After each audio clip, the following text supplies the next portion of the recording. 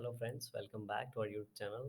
अभी हम लोग यहाँ पे एशियन पेंट्स लिमिटेड की एनालिसिस करेंगे और इस एनालिसिस में हम लोग देखेंगे कल के दिन मीन्स 27 जुलाई को क्या इंपॉर्टेंट लेवल्स और टारगेट्स हम लोग को दिखा सकता है।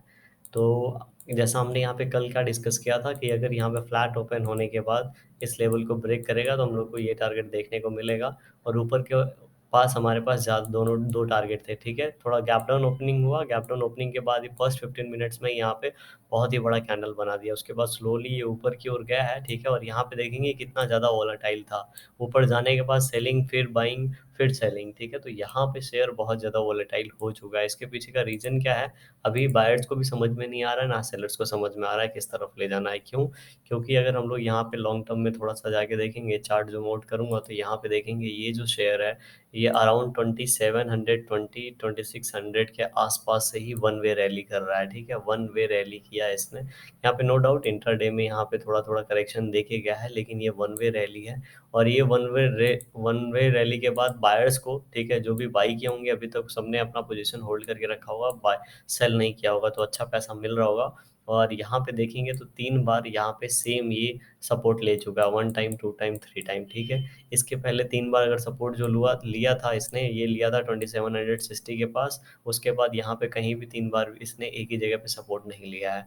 अगर इस लेवल को ये ब्रेक करता है, 3050 के आसपास का लेवल अगर इसे ब्रेक करता है तो ये नीचे गिरेगा। और जैसा कि मैं बोल रहा हूँ, ये जो पेंडिंग है, ठीक है, इसमें एक जो करेक्शन पेंडिंग है वो हो जाएगा एंड उसके बाद फिर से ये ऊपर की ओर निकल सकता है। अगर ये यहाँ से ऊपर नीचे की ओर गिरता है तो 23,000 से लेके 2950 के आसपास ये थोड़ा सा यहाँ पे टाइम स्पेंड कर सकता है, ठीक है। और इस टाइम स्पेंड करने के बाद ये फिर ऊपर जा सकता है यहाँ से, इस लेवल के आसपास से। तो अगर ये यहाँ से ऊपर की ओर निकलता है फिर से, और ये फिर से अगर ये लेवल क्रॉस करेगा तो यहाँ पे एक अच्छा फिर से एक इसी तरीके का हम लोग को रैली देखने को मिल सकता है, ठीक है।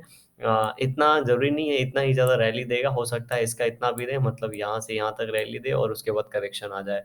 ये अगर करेक्शन नहीं आता है और यहाँ पे साइडवेज भी चला जाता है, लगभग ये साइडवेज जाना चाहिए लगभग 1 वीक, ठीक है। 1-2 वीक अगर ये साइडवेज जाके फिर से ब्रेकआउट देता है तो हम लोग एक फिर से ऊपर रैली एक्सपेक्ट कर सकते हैं। उसके पहले नहीं, क्योंकि मुझे ऐसा लग रहा है कि आने वाले समय में ये थोड़ा सा तो फॉल होगा ही। आज नहीं तो कल 3200 से, नहीं तो 3300 से ये इतना करेक्शन होगा, उसके बाद ही ऊपर जाएगा। तो ये यहाँ पे पॉसिबिलिटी है। डेली टाइम फ्रेम पे अगर हम लोग जाके आज का कैंडल देखेंगे,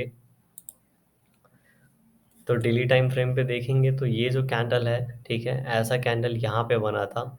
ये देख रहे हैं, ये कैंडल, ऐसा कैंडल यहाँ पे बना था। उसके बाद 1-2 दिन इस टाइम स्पेंड करने के बाद ऊपर निकल गया था, लेकिन ये नीचे का लेवल था और अब ये टॉप के लेवल पे है।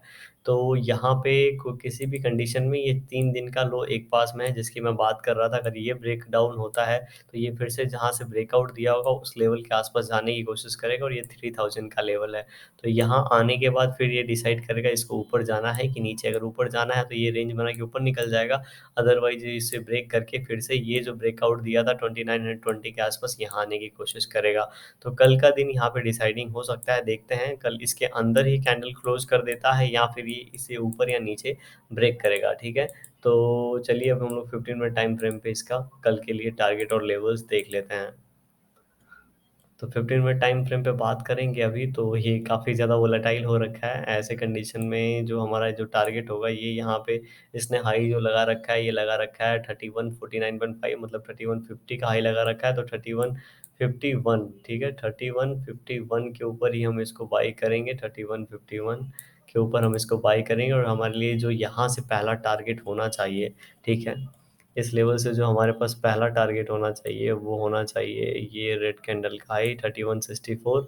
एंड जो हमारे पास सेकंड टारगेट होना चाहिए वो होना चाहिए इस कैंडल का हाई है 3174, ठीक है। तो हमारे पास ऊपर के और दो टारगेट है, 3150 का ब्रेकआउट होता है तो 3165 एंड 3174। याद रखें, पूरा का पूरा ये जो जोन है, जिस जोन में अभी ये ट्रेड कर रहा है, ठीक है, ये 3200 तक एक रेजिस्टेंस जोन है। एक बार यहाँ पे टाइम स्पेंड कर लेता है, अपने आप को होल्ड करके फिर से ब्रेकआउट कर देता है, तो ये जोन वीक हो जाएगा। लेकिन अभी ये थोड़ा सा स्ट्रांग एज अ एक्ट कर रहा है, ठीक है, इसलिए थोड़ा सा यहाँ पे सेलिंग प्रेशर आने के चांसेस हैं।